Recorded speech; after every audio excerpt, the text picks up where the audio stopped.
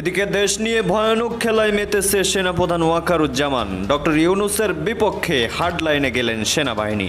দেশে আসছে ভারতীয় গোয়েন্দা সেনা সদস্যরা। সামরিক শাসনের মুখে বাংলাদেশ, দেশের অবস্থা ভয়ানকভাবে ঘোলাটে।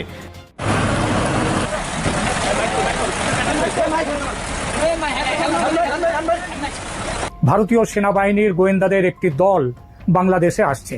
এই সফরের উদ্যোগ নিয়েছেন বাংলাদেশের সেনাপ্রধান জেনারেল ওয়াকারুজ্জামান। এই প্রথম ভারতের উচ্চপদস্থ একটি সামরিক প্রতিনিধি দল জরুরি সফরে আসছেন। জরুরি সফর এজন্যই যে এরকম কোনো সফর পূর্ব নির্ধারিত ছিল না। এই পরিস্থিতিতে সেনাপ্রধানের সৌদি সফর বাতিল করাটা খুবই যৌক্তিক ও স্বাভাবিক, এ বিষয়ে সন্দেহ নেই। কিন্তু কথাটা হলো, এমন উত্তেজনাকর পরিস্থিতির মধ্যে ভারতীয় সেনা গোয়েন্দাদের সফর, সেটা তো ওটা যেমন স্বাভাবিক, সৌদি সফর বাতিল, তেমনি এটাও হচ্ছে অস্বাভাবিক। বুঝতে অসুবিধা হওয়ার কথা নয় যে এর পেছনেও কিন্তু কারণ আছে। কারণ ছাড়া কোনো কাজ হয় না। এবং 15 মাসে এই প্রথম কোনো ভারতীয় সেনা দল বাংলাদেশ সফরে যাচ্ছেন, তাও যখন বাংলা সেনা বারুদের স্তূপ হয়ে আছে, ঠিক তখন। অদ্ভুত লাগছে না? এবার একটা ভাইটাল প্রশ্নে আসি, কার ইচ্ছায় ও উদ্যোগে ভারতীয় সেনা গোয়েন্দাদের এই সফর? বর্তমান সফরের উদ্যোক্তা কে? একাধিক সূত্রে প্রমাণিত হয়েছে যে এই সফরের উদ্যোগ নিয়েছেন বাংলাদেশের সেনাপ্রধান জেনারেল ওয়াকারুজ্জামান।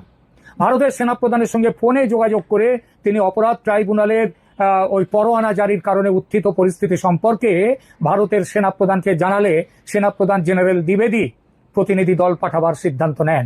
এই দলটি সরেজমিনে পর্যবেক্ষণ করবে পরিস্থিতি, তারপর প্রয়োজন পড়লে উপযুক্ত ব্যবস্থা নেওয়ার কথা ভাবা হবে। এর সোজা মানে এটাই দাঁড়ায় যে বাংলাদেশ সেনার আমন্ত্রণে ভারতীয় সেনা অফিসারদের এই ভিজিট। জেনারেল জামান তার অক্টোবর 14 থেকে 18 তারিখের সৌদি আরব সফর বিশেষভাবে বাতিল করেছেন, যাতে ভারতীয় গোয়েন্দা দলের সাথে তিনি বৈঠকে বসতে পারেন।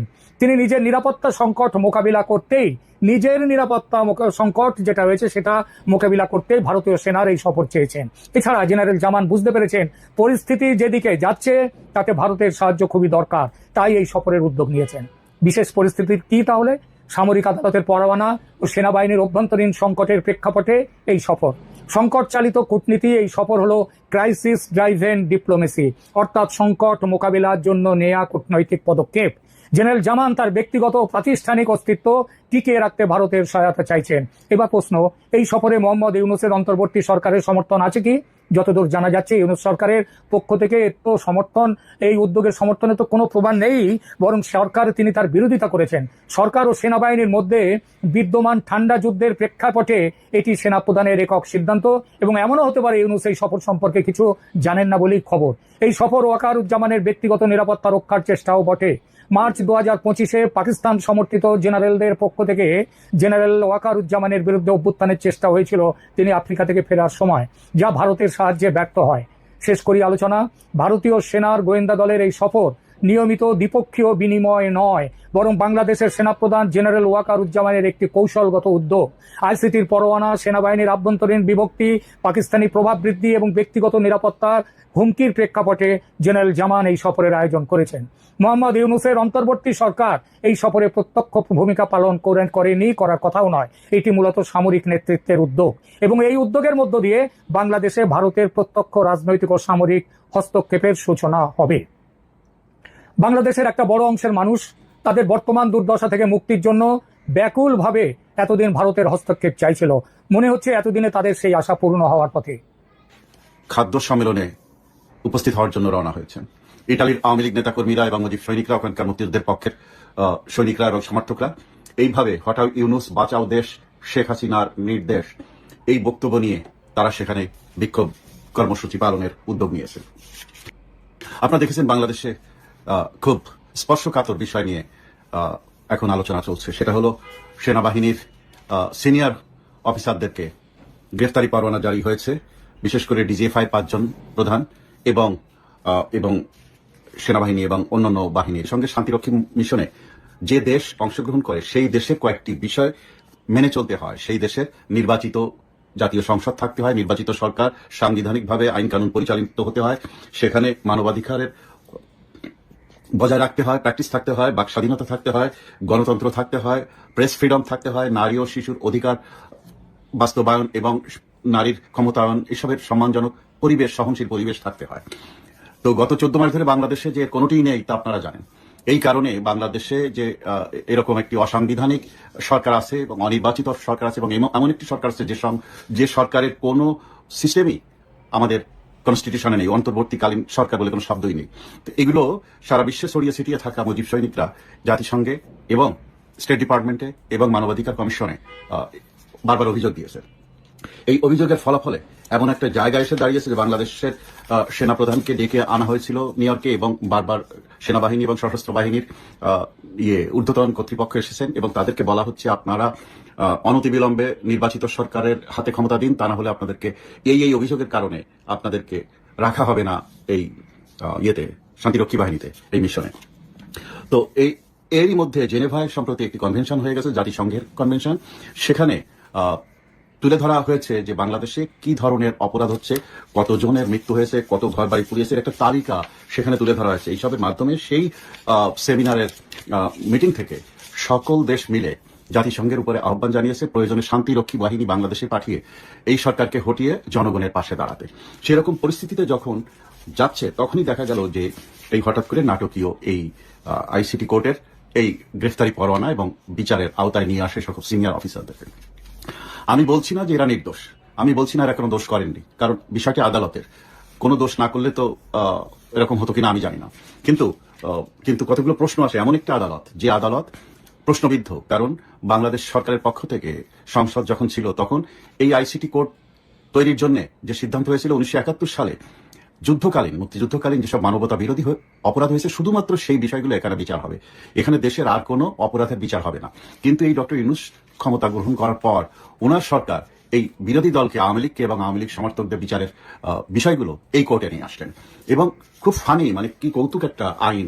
এখানে দেখুন, বাংলাদেশের সংবিধান অনুযায়ী এত বছর ধরে দেশ চলছে, গত 53 বছর, আপনি কারোর নামে মামলা করতে পারেন, মামলা করলেই কিন্তু ওই লোক গিল্টি হয়ে যায় না।